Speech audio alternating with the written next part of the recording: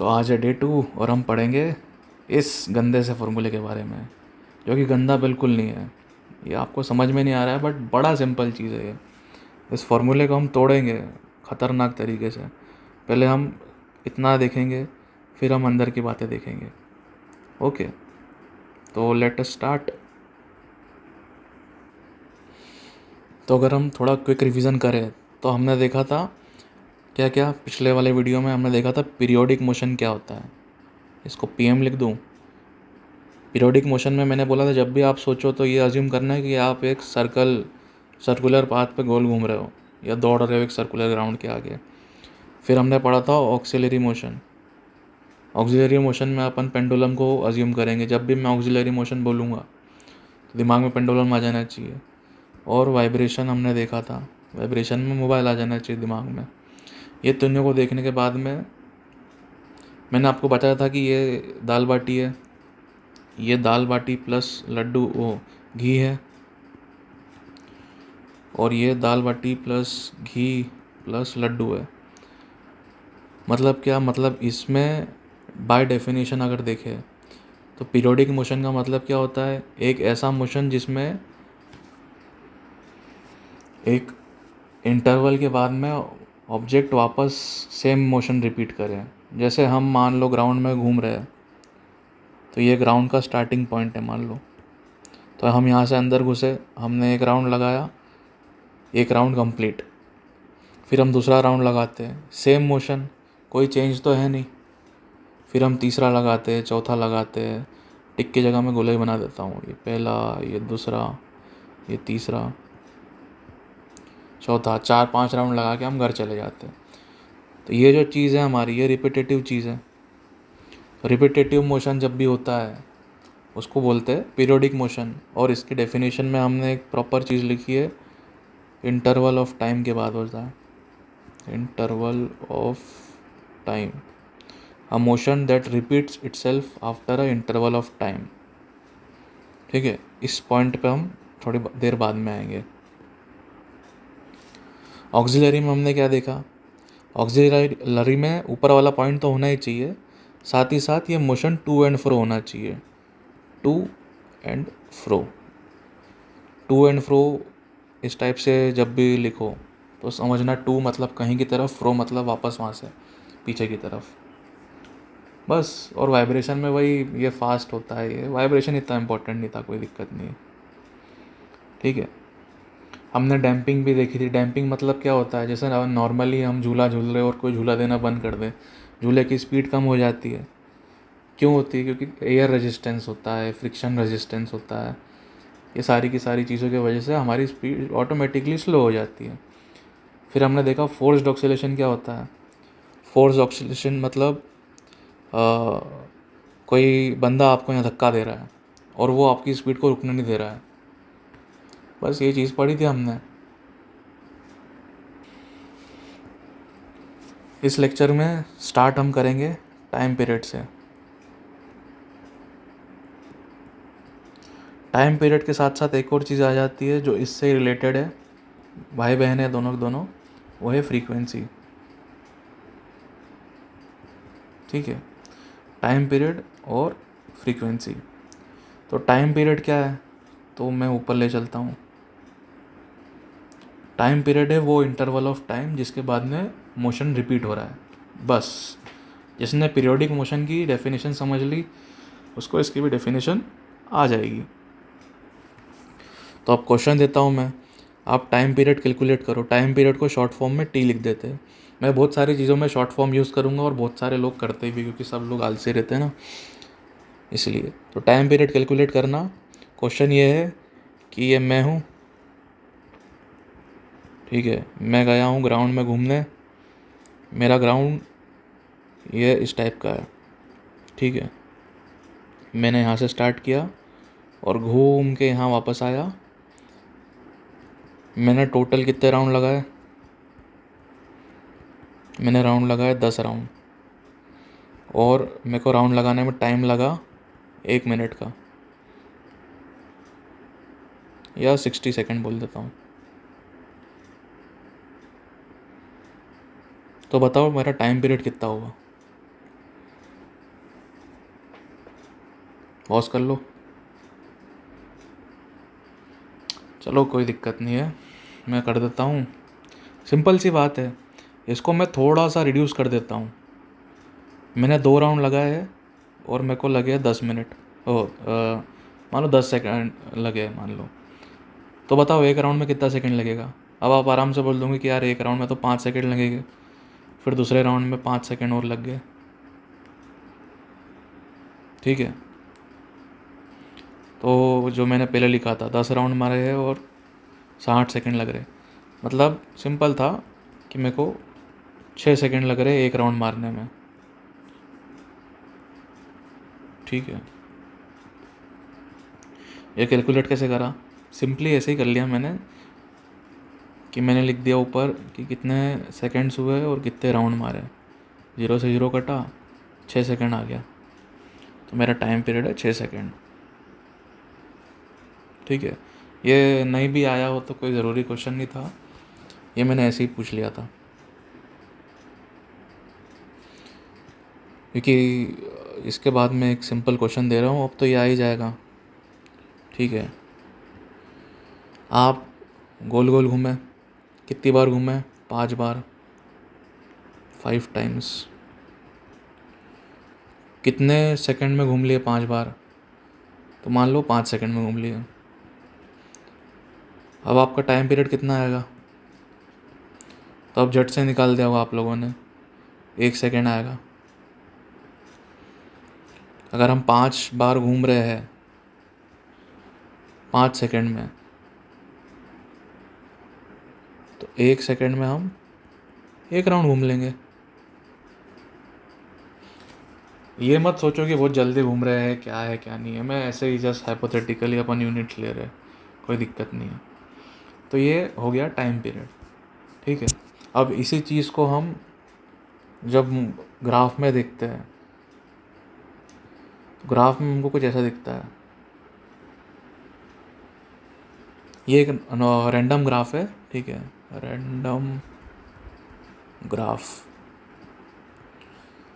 इस ग्राफ को पढ़ना सीखते हैं, पढ़ते कैसे। ठीक है, तो ग्राफ को पढ़ने में अपने को अभी सिर्फ यही पढ़ना है कि ग्राफ का मोशन कब रिपीट हो रहा है, माने पैटर्न कब रिपीट हो रहा है।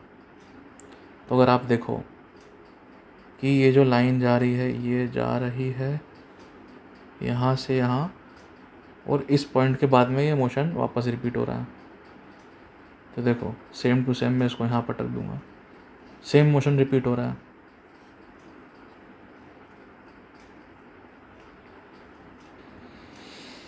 ग्राफ रीड करना बड़ी इंपॉर्टेंट चीज़ होती है। ठीक है, क्योंकि भले डॉक्टर हो या इंजीनियर हो, कहीं ना कहीं ग्राफ को पढ़ना ही पड़ता है उसको।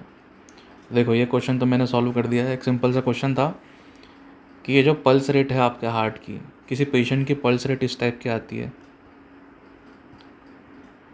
तो देखो इसमें पैटर्न है, क्या पैटर्न है, अगर आप ये देखो, ये रिपीट हो गया, ये रिपीट हो गया, ये रिपीट हो गया।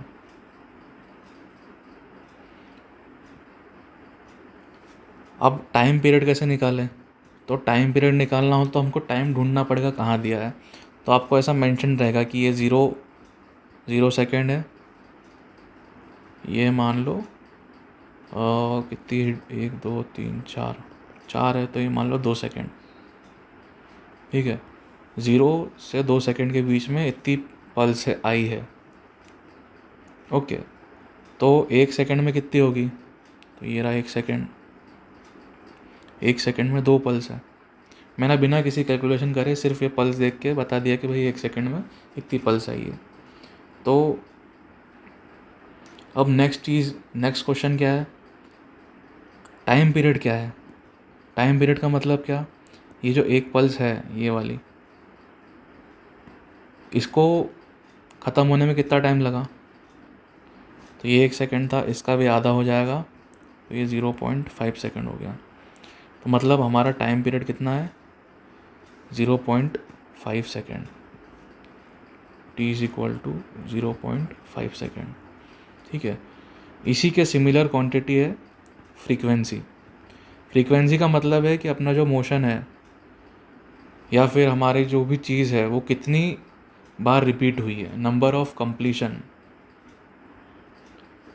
तो मैं पहले एग्जांपल से बताता हूँ फ्रीक्वेंसी क्या होता है। फ्रीक्वेंसी मतलब 1 सेकेंड, ये 1 सेकेंड है, 1 सेकेंड में कितनी बार हमको ये दिखा पैटर्न रिपीट होते हुए, तो 1 और 2। तो हम बोलेंगे कि इसकी जो फ्रीक्वेंसी है, जिसको ये वी से रिप्रेजेंट करते हैं, इसको पढ़ते हैं न्यू, न्यू पढ़ते हैं।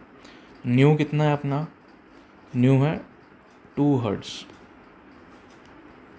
ठीक है, अब मैं ये बता रहा हूँ, इसको पढ़ लो। ठीक है, आराम से 1 2 3 4 5 6 पढ़ लिया होगा। नोट भी कर लेना इन दोनों डेफिनेशंस को। टाइम पीरियड एक स्मॉलेस्ट इंटरवल ऑफ टाइम है जिसके बाद में मोशन रिपीट होता है। इसका मतलब ये है फ्रीक्वेंसी का कि कितने कंप्लीट ऑक्सीलेशन हो गए हैं 1 सेकेंड में पर यूनिट टाइम में।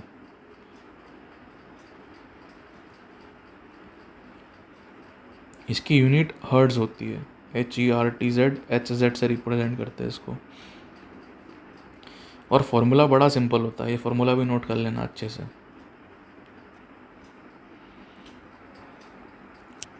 ऊपर वाला ग्राफ समझ गए, अब नीचे वाला ग्राफ समझो। ये 0 वाला पॉइंट है, ठीक है, ये 0 है अपना, 0 सेकेंड है, और ये इधर आके 1 सेकेंड हो गया। ठीक है, तो अब देखो 0 से 1 सेकेंड के बीच में कितने ऑक्सीलेशन हुए। एक, पहले पैटर्न ढूंढो। सबसे पहले काम, मैं यहाँ स्टेप्स भी लिख ही देता हूँ। सबसे पहली चीज़ है फाइंड पैटर्न।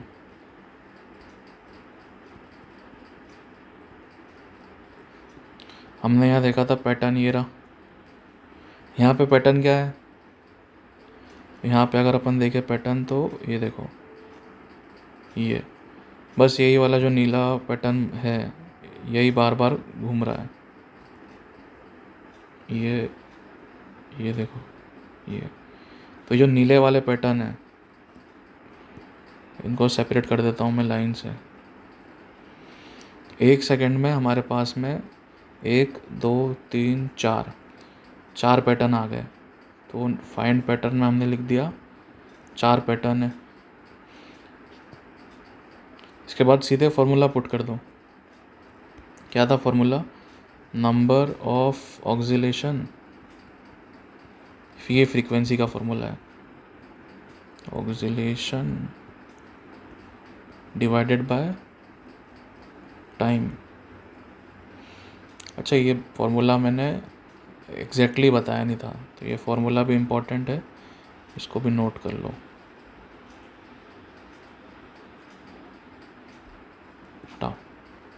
कुल मिला के ये इम्पोर्टेंट फार्मूला है। Number of oscillation upon time को फ्रीक्वेंसी बोलते हैं।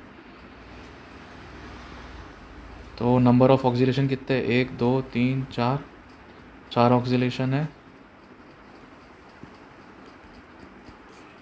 और टाइम है 1 सेकेंड, तो अपनी फ्रीक्वेंसी हो गई 1 हर्ट्ज़, या फिर सेकेंड का इन्वर्स।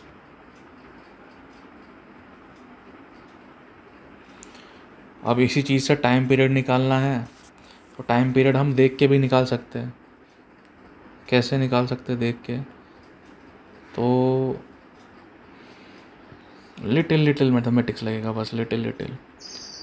ये 1 सेकेंड है, इसके कितने हिस्से करने अपने को, 4 हिस्से करने टोटल, 3 नहीं 4, 1 2 3 और ये 4। तो कितने हो जाएंगे टोटल, 1 डिवाइड बाय 4 होता है 0.25। तो ये है 0.25 सेकेंड, फिर ये होगा 0.5, और ये होगा 0.75, और ये हो गया इवेंचुअली 1। तो इसका टाइम पीरियड कितना आएगा, ये इतना टाइम, ये है इसका टाइम पीरियड 0.5 सेकेंड। फॉर्मूले से भी ला सकते हैं अपन। फ्रीक्वेंसी कितनी थी अपनी, 4 हर्ट्ज़, टाइम पीरियड कितना है 1 अपॉन फ्रीक्वेंसी, कितना हो गया 1/4 is equal to 0.25 second. Unit लिखना कभी मत बोलना। तो how to read the graph, ये सिर्फ इसी चैप्टर के लिए काम आएगा, आगे चैप्टर्स में अलग अलग मेथड्स बताऊंगा मैं।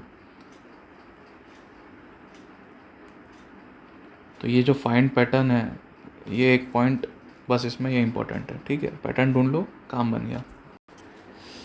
तो थोड़ा सा क्विक रिकैप कर दूं फिर से।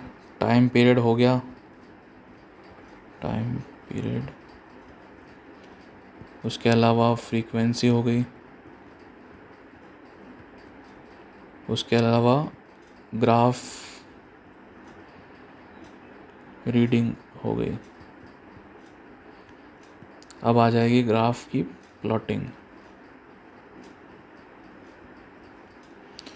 ठीक है। तो अगला टॉपिक है ग्राफ प्लॉटिंग। और ग्राफ प्लॉटिंग कैसे होती है,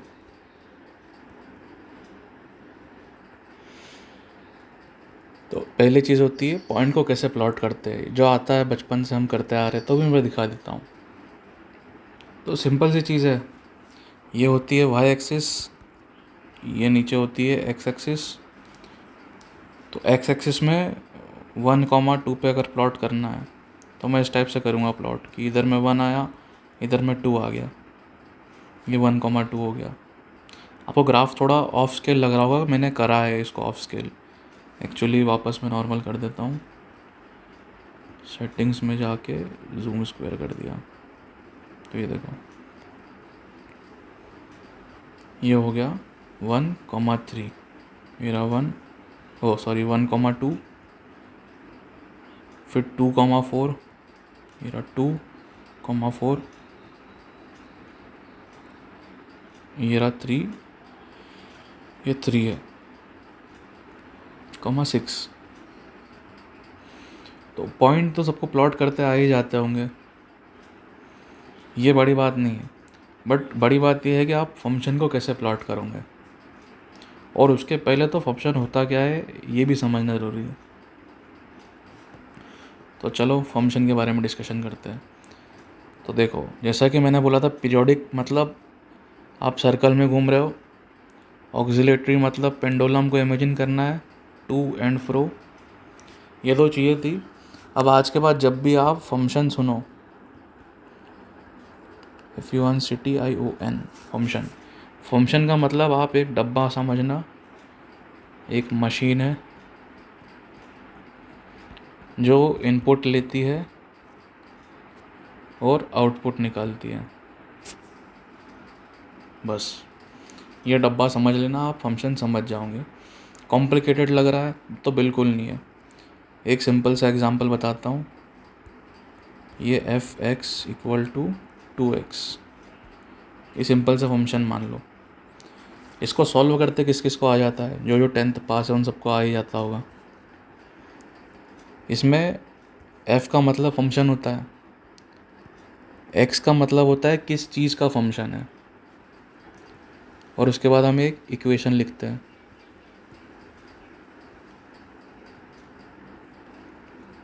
ठीक है, अपना जो x है वो वेरिएबल है। ये नई नई टर्म्स याद करने की ज़रूरत नहीं है, ठीक है, सब भूल जाओ।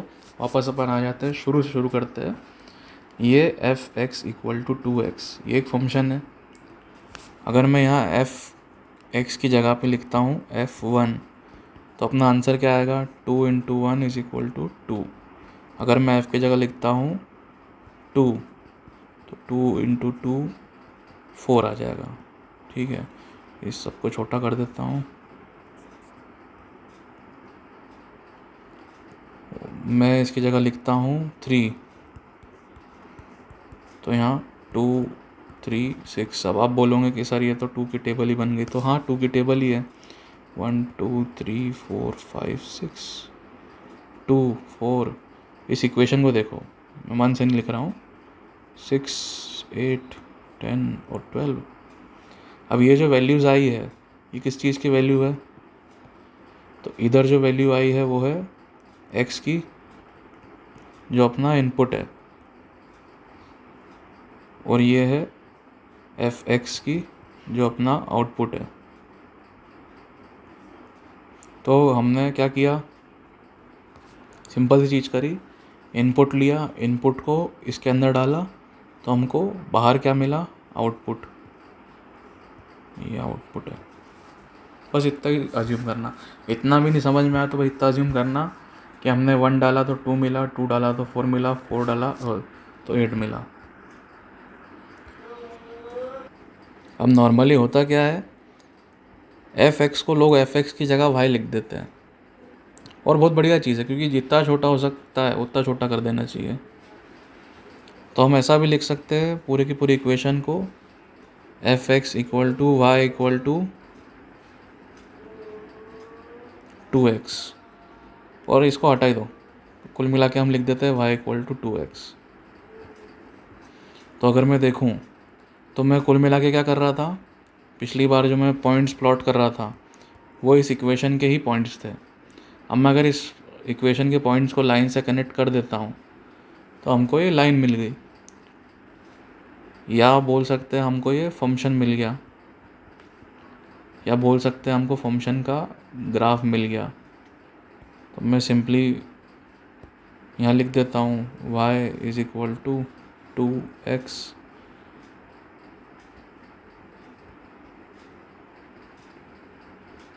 तो ये मिल गया अपने को ग्राफ। बहुत लंबा ग्राफ है, इनफाइनाइट लंबा। सिंपल, ठीक है, यहाँ तक हो गया। अब एक और ग्राफ प्लॉट करते हैं, एफ एक्स या फिर y is equal to sine x का। साइन एक्स का वैल्यू पता है कि नहीं पता, मैं यहाँ लिख देता हूँ साइड में, ये एक्स की वैल्यू और ये साइन एक्स की वैल्यू। खैर इसी का तो हम प्लॉट बनाएंगे। एक्स की वैल्यू अगर 0 हो, साइन 0 0 होता है, साइन π/3 कितना होता है, चलो पाई समझ में नहीं आएगा अभी आपको, मैं 30 डिग्री लिख देता हूँ। साइन 30 होता है 1/2, साइन 60 डिग्री होता है √3/2, साइन 90 होता है 1। ठीक है, अब इस चीज़ को हम प्लॉट करेंगे। तो देखो साइन 0 0 होता है, साइन 30 डिग्री कितना होता है 1/2 मतलब हाफ, साइन 60 डिग्री कितना होता है √3/2, साइन 90 1, साइन 120 इतना होता है, साइन 150 इतना होता है, और साइन 180 0 होता है। कुल मिला के हमने ये प्लॉट कर दिए। अब इन सब से एक ऐसी लाइन पास कर दो, ओके। तो क्या बन गया, ये साइन का ग्राफ। पर अभी भी ये कंप्लीट ग्राफ नहीं है, इसका कंप्लीट ग्राफ ऐसे बनता है, ये पूरा का पूरा। तो ये हमारा जो पैटर्न है, ये मैं थोड़ा ऊपर बनाता हूँ, ऐसा जाके ऐसा आ रहा है, ठीक है। इस पॉइंट के बाद में माने 360 के बाद में हमारा पैटर्न रिपीट हो रहा है।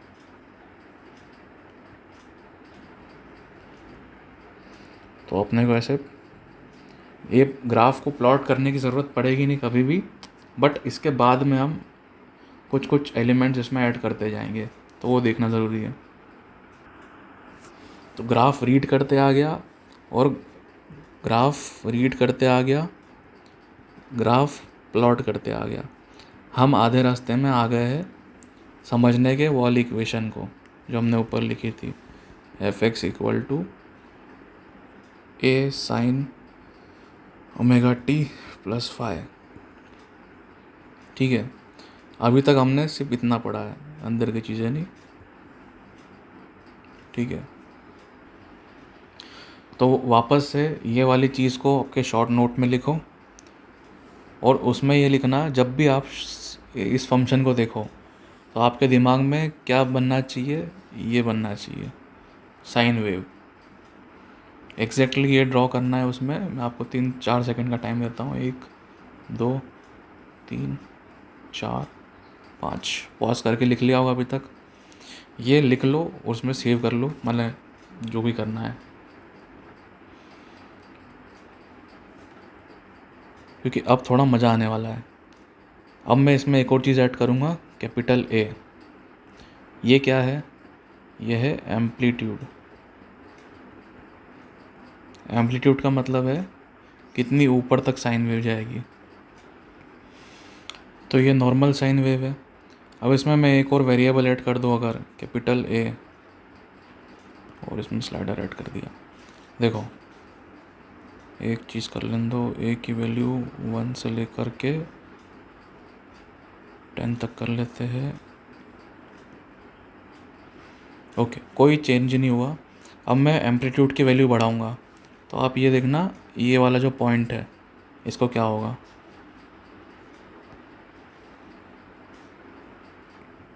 फिर से दिखा दूँ, मैं लेबल कर दिया मैंने इस बार। इसका एम्पलीट्यूड अभी 1 है, मतलब ये जो साइन की वेव है इसकी मैक्सिमम हाइट अभी 1 है। जैसे ही मैं इसकी मैक्सिमम हाइट यहाँ पे एम्पलीट्यूड की वैल्यू 2 करता हूँ, तो ये हमारा जंप कर जाता है। ये देखो, जैसे ही मैं इसकी वैल्यू 3 करूँगा तो ये और बड़ा हो जाएगा। ठीक है, थोड़ा जूम आउट करके बता देता हूँ। मैं स्लाइडर की वैल्यू चेंज करूँगा तो एम्पलीट्यूड बढ़ते जाएगा।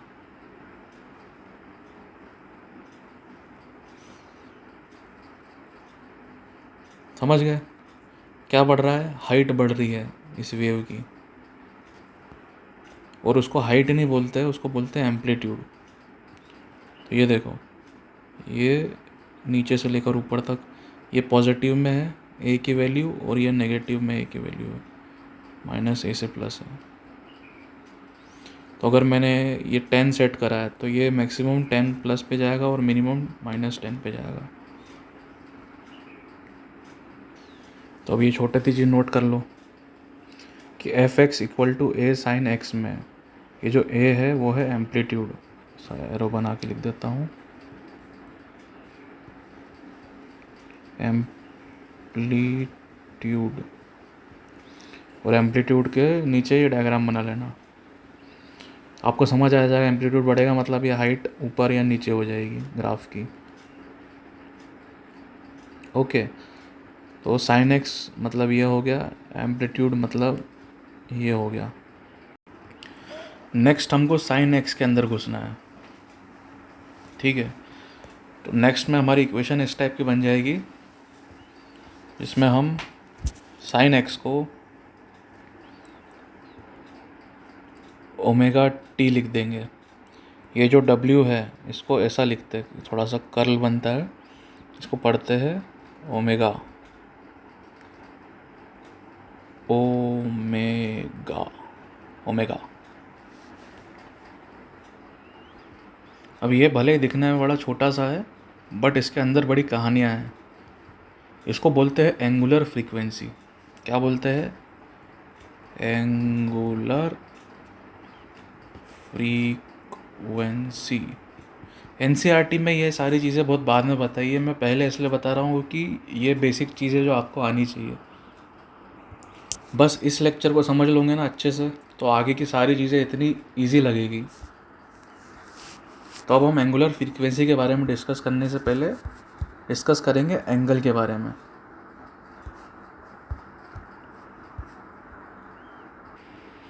तो ये बेसिक चीज़ है कि हम अभी तक डिग्री में देखते आ रहे हैं ग्राफ को भी और सारी की सारी चीज़ों को, बट अब हमको रेडियंस में समझना पड़ेगा। रेडियंस एक नई यूनिट होती है। रेडियन को समझने के लिए बहुत बढ़िया एग्जांपल है, एक सर्कल बनाया अपन ने आर रेडियस का, उसके अलोंग अगर हम एक लाइन खींचते हैं आर लेंथ की और उसको कर्व में डाल देते हैं, तो ये जो एंगल बनता है इसको 1 रेडियन का बोलते हैं।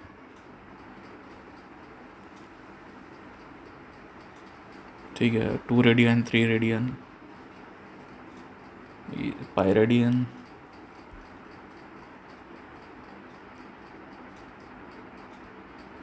टू पाई रेडियन मतलब पूरा का पूरा सर्कल हो गया। वो चीज़ इन डिटेल मैथमेटिक्स वालों को पढ़ने की ज़रूरत है। फ़िलहाल के लिए हम तो बस इतना ही याद कर लेते हैं कि आज के बाद हम जब भी एंगल की बात करेंगे फिज़िक्स में, और जब जब हमको पाई दिख गया तो ये समझ जाना कि डिग्री की नहीं रेडियन की बात हो रही है। ठीक है, तो 0 पाई 2 पाई, और अब मैं सारे के सारी चीज़ें डिग्री नहीं रेडियन में ही करवाऊँगा, ठीक है। तो भी रेफरेंस के लिए ये चीज़ें याद रख लेना, ठीक है। पाई बाय 2 मतलब 90 डिग्री, पाई बाय 3 मतलब, ये सारी वैल्यूज़ याद होगी आपको ऑलरेडी मेरे हिसाब से। एंगुलर फ्रीक्वेंसी क्या होता है कि 1 सेकेंड में ऑब्जेक्ट कितना घूम रही है। इसका एग्जाम्पल मैं सीधे बता देता हूँ, पहले नोट कर लो। 1 2 3 4 5, ठीक है। तो जैसा कि अपन ने देखा था, पूरा का पूरा सर्कल जो होता है वो होता है 2 पाई रेडियन का। इसका सेंटर ये है। इसको घूमने में कितना टाइम लग रहा है, मान लो ये 1 सेकेंड में एक बार घूम रहा है। यहाँ ऊपर टाइम, रोटेशन टाइम, या फिर 0.5 सेकेंड में एक बार घूम रहा है। जैसा कि टाइम पीरियड था वैसा का वैसा ही ये भी है। सॉरी, जैसे फ्रीक्वेंसी थी सेम चीज़ ये भी है, बस ये है एंगुलर फ्रीक्वेंसी, ठीक है। किस रेट से हम घूम रहे हैं उसको बताने के लिए। तो जैसे फ्रीक्वेंसी जो न्यू थी उसका फॉर्मूला था 1/t, इसका फॉर्मूला ओमेगा का है 2 पाई अपॉन टी। इसका मीनिंग ये होता है कि यहाँ पे मीनिंग ये था 1 रोटेशन कितने सेकंड में हुआ, और ये नीचे था कितने सेकंड कितने टाइम में। यहाँ पे भी सेम ही है, हम बोल रहे हैं 1 रोटेशन कितने टाइम में, ये तो सेम ही क्वांटिटी है। बट यहाँ चेंज क्या हुआ, यहाँ चेंज हुआ कितने एंगुलर रोटेशन, माने कितना एंगल हमारा रोटेट हुआ। और जहाँ एंगल की बात आती है वहाँ हम रेडियन लेते हैं, और रेडियन एक कंप्लीट सर्कल का कितना होगा, 2 पाई रेडियन। तो हमको 2 पाई घूमने के लिए, माने एक कंप्लीट सर्कल घूमने के लिए, एक टोटल रोटेशन लेने के लिए 2 पाई घूमना पड़ रहा है। इसलिए हम इस फॉर्मूले में एंगुलर रोटेशन की फ्रीक्वेंसी निकालने के लिए 2 पाई का यूज़ करते हैं। ये चीज़ बड़ी सिंपल चीज़ थी, बट ये चीज़ थी पुराने चैप्टरों की, रोटेशन चैप्टर की। बट कोई दिक्कत नहीं है, मैंने अभी समझा दिया, समझ में आ गया होगा। कोई डिफरेंस नहीं है। जो फ्रीक्वेंसी थी वो फ्रीक्वेंसी हम एक राउंड के लिए बोलते थे, यहाँ हम बोल रहे हैं कि कंप्लीट 2 पाई एंगल घूमने के लिए या 360 डिग्री घूमने के लिए। पर 360 डिग्री नहीं बोल के हम क्या बोल रहे हैं, 2 पाई रेडियन, बस यही है। तो आप इसको और इसको सीधे रिलेट कर सकते हो। बस 2 पाई हमने क्यों लिखा, क्योंकि हाँ ये जो फ्रीक्वेंसी है वो एंगुलर फ्रीक्वेंसी है, ये एम्फेसाइज था। बस यही है, इसको अपने शब्दों में लिख लो, कोई डिफरेंस तो था नहीं। तो अब मेरे फॉर्मूले में इस एंगुलर फ्रीक्वेंसी को रख दूंगा, y is equal to sine omega t. अब हमारा t है वेरिएबल, और हमारा जो ओमेगा है वो है कांस्टेंट। अब सारी चीज़ें भूल जाओ, थोड़ा सा शांति रख लो और एक छोटा सा क्वेश्चन सॉल्व करो, ठीक है। जो है एंगुलर फ्रीक्वेंसी पे बेस्ड। तो जैसा कि हमको पता है v is equal to 1/t और ओमेगा इज इक्वल टू 1 ही है, बट एक रोटेशन में 2 पाई होता है, तो 2 पाई बाई टी, तो ये एंगुलर रोटेशन हो गया। ये चीज़ें अपने को पता है।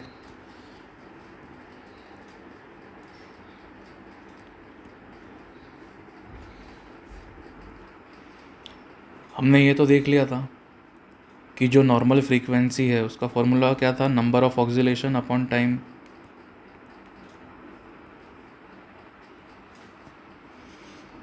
एंगुलर फ्रीक्वेंसी का फॉर्मूला क्या होगा अपने आपके हिसाब से?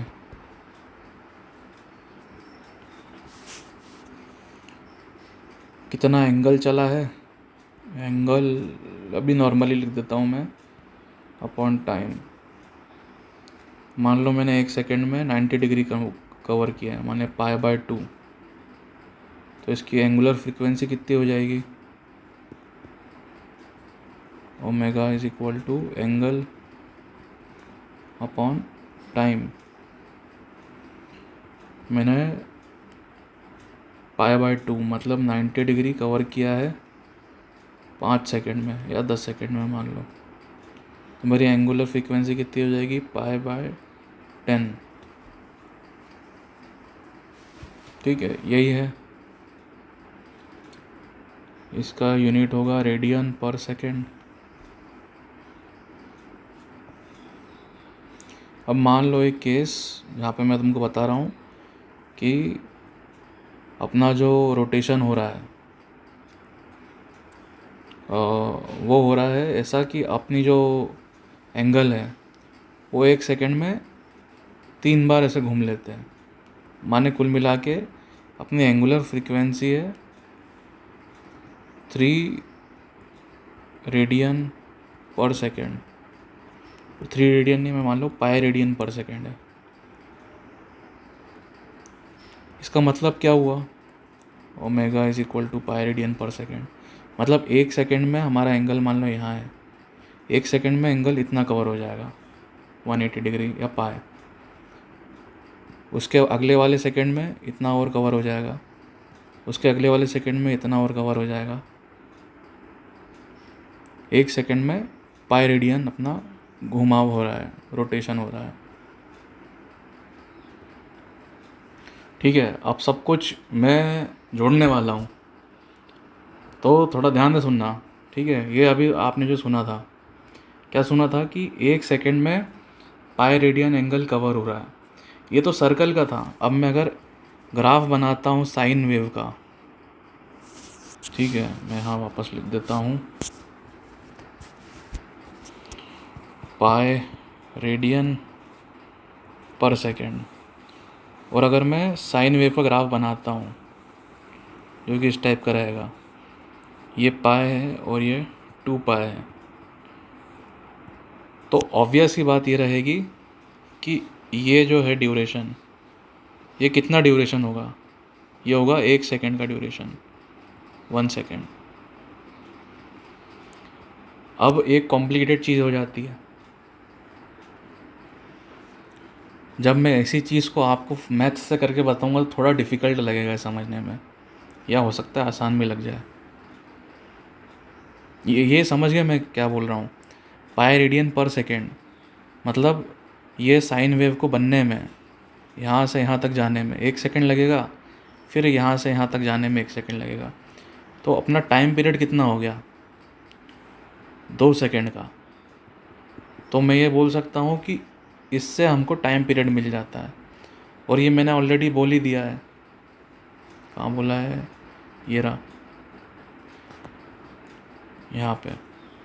तो अब समझ में आ रहा होगा कि एग्जैक्टली मैं कहना क्या चाह रहा था, कि अगर हमारे पास टाइम पीरियड है तो हम उससे एंगुलर फ्रीक्वेंसी निकाल सकते हैं, और अगर टाइम पीरियड है तो उससे अपन नॉर्मल फ्रीक्वेंसी भी निकाल सकते हैं। दोनों चीज़ों में कोई अंतर नहीं है, बस यहाँ 2 पाई आ जाता है क्योंकि एंगुलर फ्रीक्वेंसी है। तो मैं बोल रहा था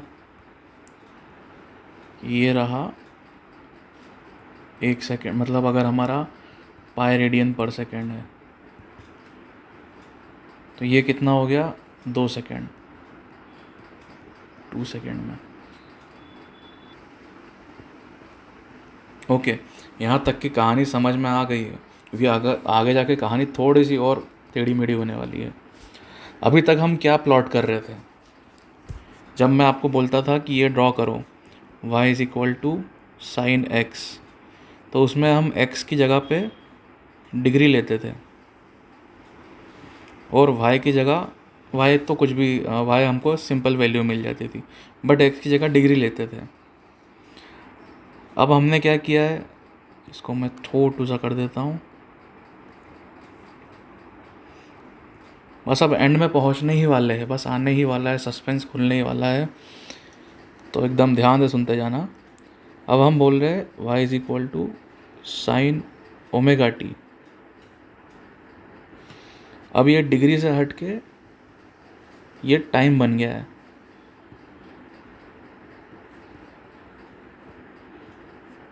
तो जो हम प्लॉट बनाते थे y वर्सेस x का, उसमें x डिग्री होता था। यहाँ पे जब हम प्लॉट बनाएंगे y वर्सेस t का, उसमें t टाइम होगा। इसका मतलब क्या है? इसका मतलब बताने से पहले थोड़ा सा और मैं आपको एक और कहानी सुनाना चाहता हूँ जो हम बचपन से सुनते आ रहे हैं।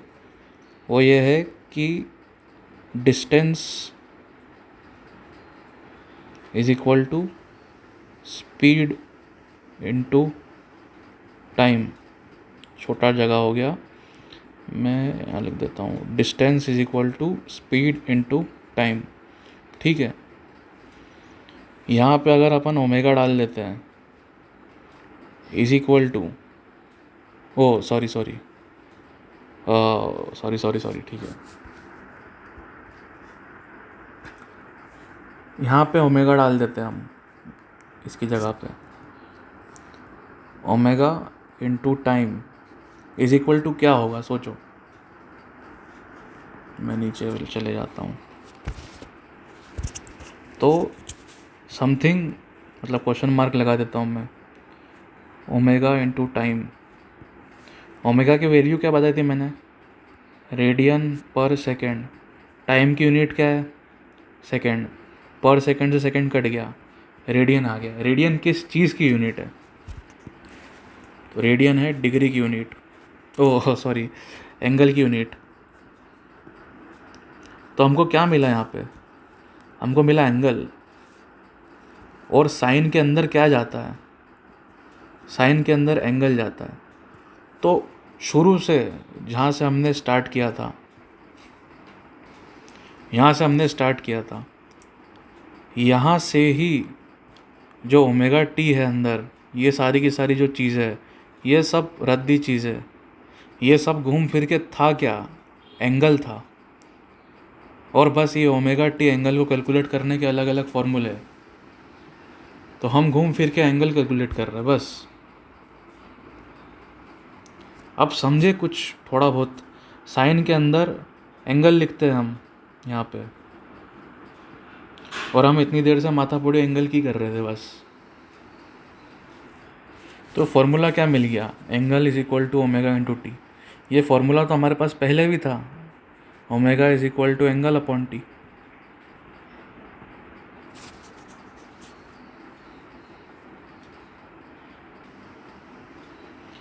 अब बताओ कैपिटल टी क्या होता है? कैपिटल टी होता है, वो चीट में देख लो, टाइम पीरियड। टाइम पीरियड का मतलब क्या होता है? टाइम पीरियड मतलब कि हमारा जो रोटेशन है या मोशन है, वो जब एक इंटरवल पूरा कर ले। इंटरवल की स्पेलिंग गलत लिख दी, इंटरवल।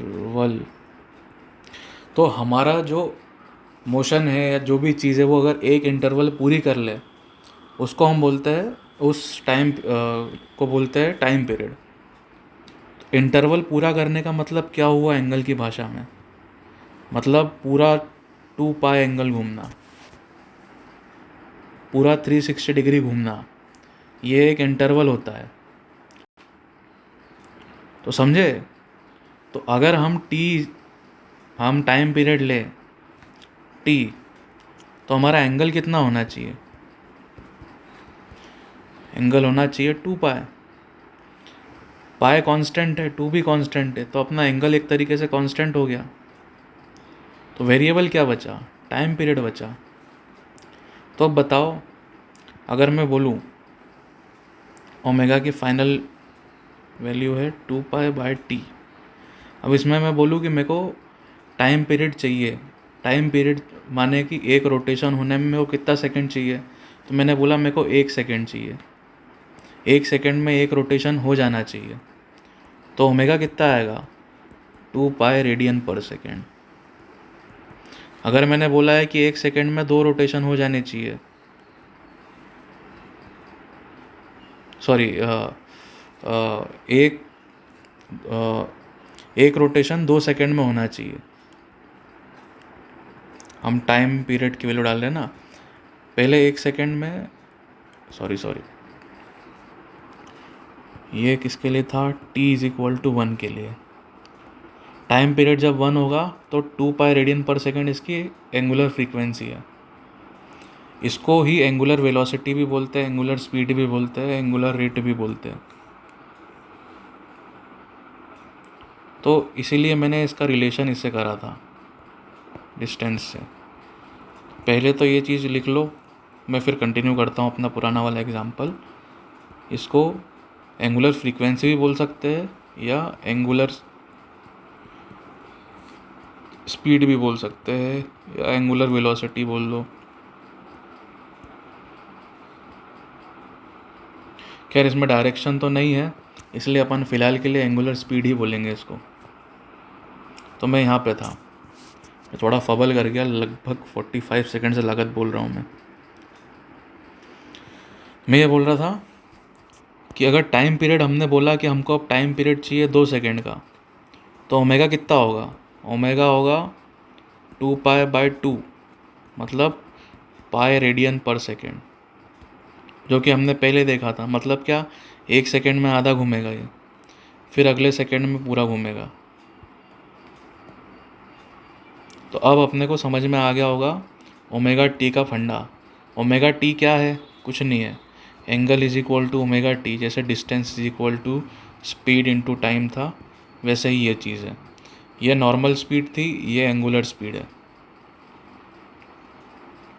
और ये सारा घपला हो रहा है एंगल कैलकुलेट करने के लिए।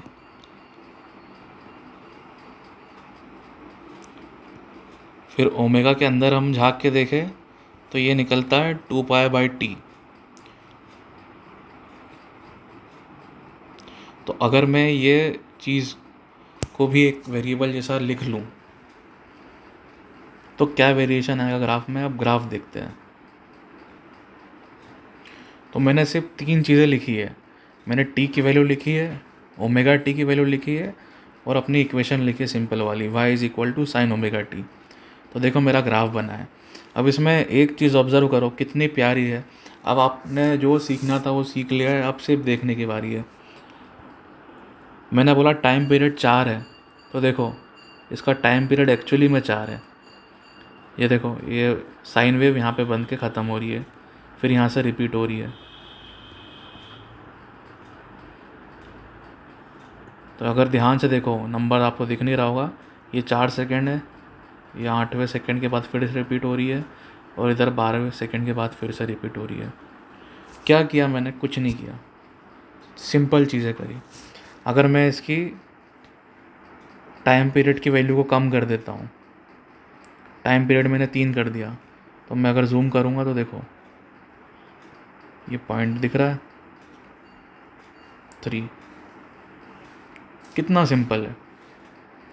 और कम करता हूँ मैं टाइम पीरियड, तो देखो अगर आपको याद है थोड़ा बहुत, तो मैंने एम्पलीट्यूड को बड़ा छोटा किया था, तो ये ऊपर गया था, नीचे आया था।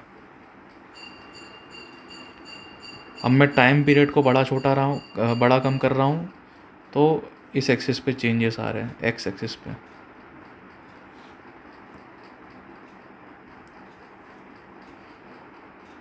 ठीक है,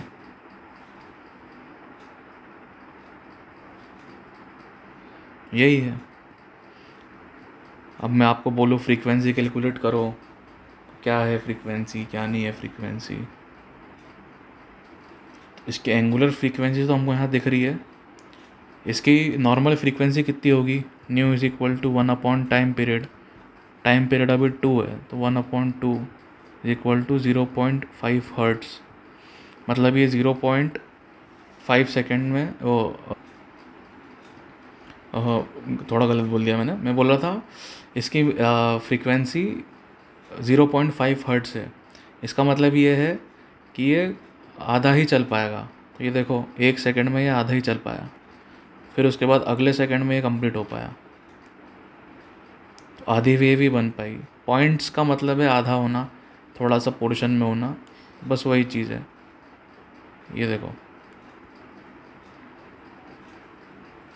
ओके। तो ये बड़ी इंपॉर्टेंट चीज़ थी समझने की। अब मैं लिख दूँ completely, y is equal to a sine omega t, ठीक है, जिसमें ओमेगा अपना क्या है, एंगुलर फ्रीक्वेंसी, a है एम्पलीट्यूड, t अपना वेरिएबल है, और y भी अपने को आउटपुट में मिलेगा। ये अपना आउटपुट है, ये अपना इनपुट है, ठीक है। अब इसको ग्राफ में लिखता हूँ मैं, ठीक है। अभी टाइम पीरियड 1 है, मैंने टाइम पीरियड को 2 कर दिया तो इधर से एक्सटेंड हो गया। एम्पलीट्यूड को मैंने 4 कर दिया तो ये बड़ा हो गया।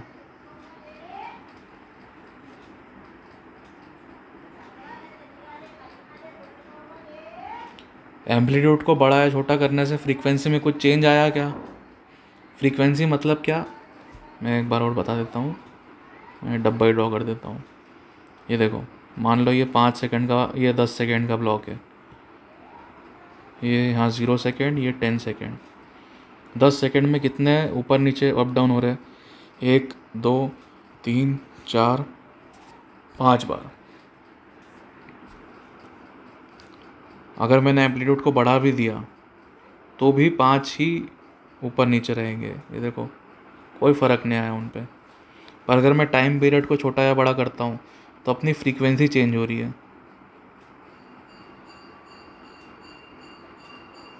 तो ये वैल्यू शायद ही दिख रही होगी आप लोगों को, बट मैं बता ही देता हूँ। जैसे मैंने टाइम पीरियड को कम किया वैसे ही फ्रीक्वेंसी बढ़ गई, जैसे ही मैं टाइम पीरियड बढ़ाऊँगा फ्रीक्वेंसी कम हो जाएगी। तो जैसे ये खुली खुली वेव है, मतलब कि ज़्यादा फ्रीक्वेंट नहीं है। ये 10 सेकेंड में एक वेव आ रही है, तो टाइम पीरियड ज़्यादा, फ्रीक्वेंसी कम। और यही अपने फॉर्मूले में भी था, 1/t। जब फ्रीक्वेंसी ज़्यादा होगी जब टाइम पीरियड कम हो जाएगा, टाइम पीरियड ज़्यादा होगा तो फ्रीक्वेंसी कम हो जाएगी। ये सारी तो फालतू की बातें हैं, इम्पोर्टेंट ये नहीं है। ओके, समझ गए मेरे हिसाब से अभी। ये रहा एम्पलीट्यूड, ये रहा एम्पलीट्यूड 5, यहाँ पे मैंने सेट कर दिया है। टाइम पीरियड अभी मैंने 10 का सेट करा हुआ है। तो ये देखो एग्जैक्टली 10 सेकेंड पे अपना ग्राफ, 10 सेकेंड के बाद में रिपीटेशन हो रहा है। अब एक और चीज़ बची है, वो है फाई।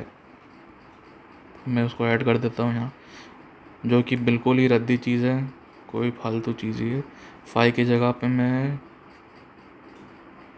क्या ऐड करूँ, जी ऐड कर देता हूँ।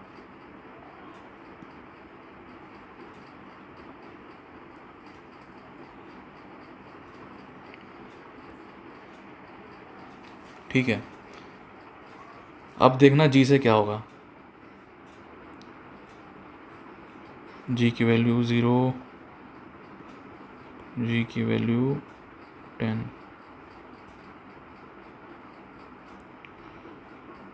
ये पाई से 2 पाई पाई बाय। ओके, अभी अपना जो ग्राफ है वो नॉर्मल है, मैंने कोई भी चीज़ को सम नहीं किया। अब मैं जैसे जी की वैल्यू बढ़ाता हूँ, मैंने वो फाई जो था उसकी वैल्यू बढ़ाता हूँ, तो देखो क्या होगा। देखा, ग्राफ पीछे खसक गया, और आगे बढ़ाता हूँ तो और पीछे चले जाएगा।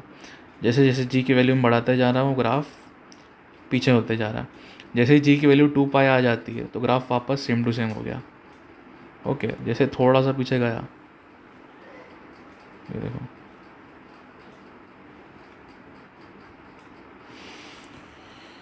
तो नॉर्मली क्या हो रहा था कि अपना टाइम ज़ीरो से शुरू हो रहा था, तो ज़ीरो इंटू समथिंग ज़ीरो हो जाता है और साइन ज़ीरो भी ज़ीरो हो जाता है। तो अपनी वेव 0,0 से स्टार्ट हो रही थी, फिर धीरे धीरे धीरे धीरे बढ़ते बढ़ते 1 पे जा रही थी, फिर धीरे धीरे कम करते करते 0 पे आई, फिर ऐसे नेगेटिव होते हुए ऐसा साइन वेव अपनी बन गई थी। पर अब क्या हो रहा, अब मैं यहाँ पे एक और चीज़ ऐड कर रहा हूँ, y is equal to a sine omega t plus phi. ये क्या करेगा, ये जो अपनी वेव है इसको, इसका जो एंगल है इसको ये बढ़ा देगा। तो मतलब मान लो कि हमारे ओमेगा टी की वैल्यू 0 है और फाई की वैल्यू 30 डिग्री है, तो साइन 30 कितना हुआ, साइन 30 डिग्री हुआ 1/2। तो वाई की वैल्यू कितनी आएगी, अगर ए अपना फ़िलहाल के लिए हटा दो, वाई की वैल्यू आ गई 1/2। आनी क्या चाहिए थी, आनी चाहिए थी 0, आएगी 1/2। तो प्लॉट कर देता हूँ, तो ये देखो जूम कर रहा हूँ मैं यहाँ पे ना, ये 0,0 ये आनी चाहिए थी वैल्यू, बट आएगी क्या, ये मान लो हाफ है, ये आएगी वैल्यू। तो अपना ग्राफ यहाँ से शुरू होगा, यहाँ से शुरू होगा, ऐसा जाएगा। मान लो 30 की जगह मैं 60 लिखता हूँ तो ये और ऊपर उठ जाएगा पॉइंट, ये मान लो यहाँ आ गया। अब अपनी इतनी ऊपर जाएगी फिर वापस नीचे आ जाएगी।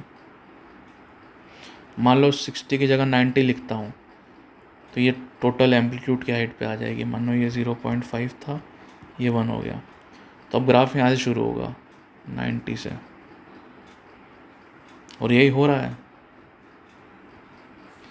अगर मैं 90 लेता हूँ वैल्यू,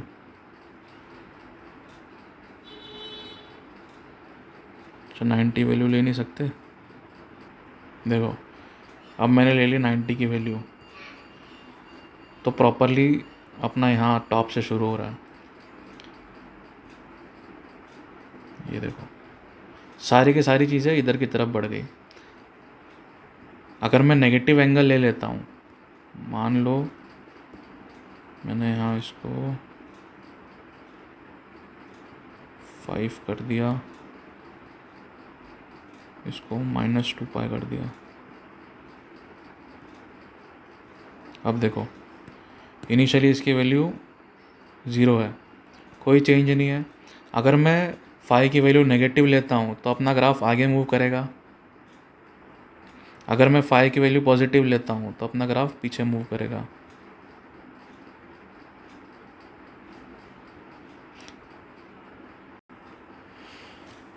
तो अगर आप देखो तो हो क्या रहा है, इवेंचुअली हमारा एक पॉइंट है, वो पॉइंट बस ऊपर नीचे मूव कर रहा है। अगर मैं इसको प्ले करूँ तो ये देखो, तो अगर आप देखो तो हो क्या रहा है, ये जो वेव बन रही है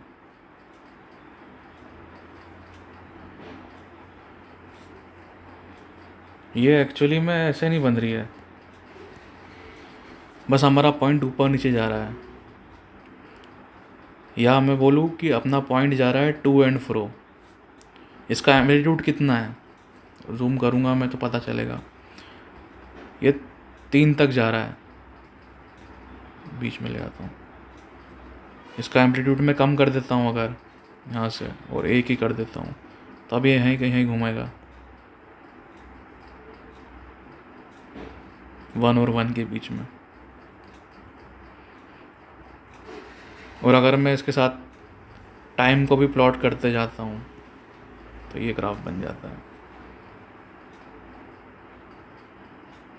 अब बताओ अगर मैं फ्रीक्वेंसी बढ़ाऊँगा तो क्या होगा।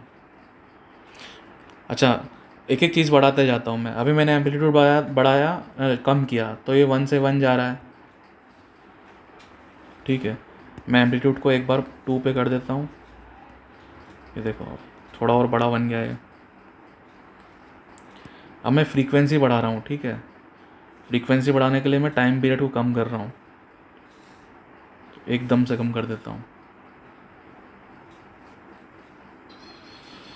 देखो फ्रीक्वेंसी बढ़ा दी तो क्या हुआ, जो चीज़ 1 सेकंड में कम हो रही थी अब वो 1 सेकंड में बहुत बार ऊपर नीचे हो रही है।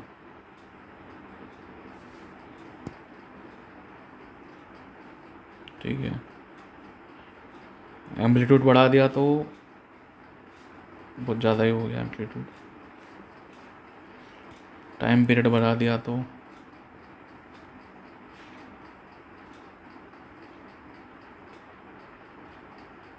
ये चीज़ है। कुल मिला के अभी भी समझ में नहीं आया होगा तो धीरे धीरे समझ में आएगा ये सारी चीज़ें, और समझ में तभी आएगा जब आप लोग एक्चुअली का एक्सपेरिमेंट करोगे। ये ग्राफ को बना के देखो, वेबसाइट है डेस्मोस, ये सर्च करना, मोबाइल पे भी चल जाएगी और कंप्यूटर हो तो बहुत बढ़िया बात है। तो एंजॉय करो, और क्या, ये सारी की सारी चीज़ें करके देखना जो जो मैंने सिखाई है। फाइनली जो डिफ़िकल्ट लगता था मेरे हिसाब से कुछ हद तक तो इजी हो ही गया होगा। अगर अभी भी नहीं हुआ, थोड़ी सी हार्ड वर्क करके आप ये एक्सपेरिमेंट करके खुद भी सीख सकते हो। ओके, इस लेक्चर का एम यही था कि आपको सिखाऊं मैं ये जो फॉर्मूला होता है। क्या फॉर्मूला था, y is equal to a sine omega t. इसका एक्चुअली में मतलब क्या होता है मैंने मतलब समझा दिया। अब इसका अपन यूज़ केस इसके बाद वाले चैप्टर में भी देखेंगे और इस चैप्टर में भी देखेंगे।